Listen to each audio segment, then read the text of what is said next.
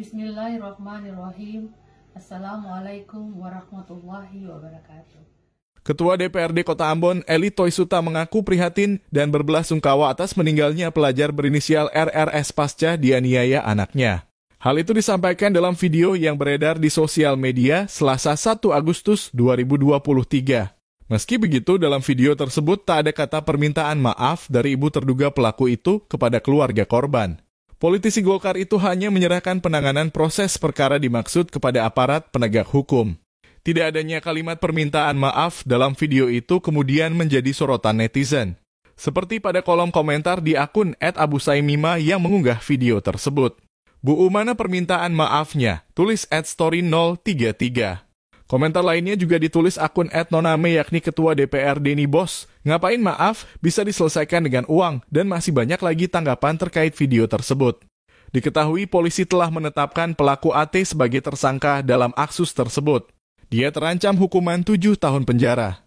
Saat ini tersangka telah ditahan di Rutan Mapolresta Ambon. Bismillahirrahmanirrahim.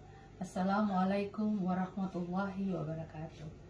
Saya Eli Toisuta atas nama keluarga, dengan segala kerendahan hati dan dengan senantiasa bertawakal kepada Allah Subhanahu wa Ta'ala.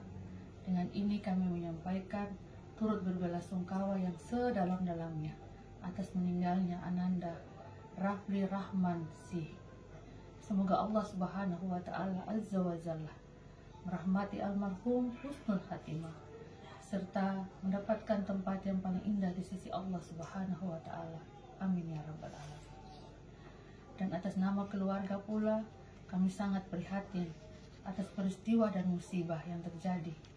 Kami menghormati serta menyerahkan penanganan proses dan perkara ini kepada aparat penegak hukum. Semoga Allah Subhanahu memberikan kekuatan dan ketabahan kepada kita semua serta petunjuk agar kita mendapatkan hikmah yang mendalam dari musibah ini. Amin ya rabbal alamin. Wassalamualaikum warahmatullahi wabarakatuh.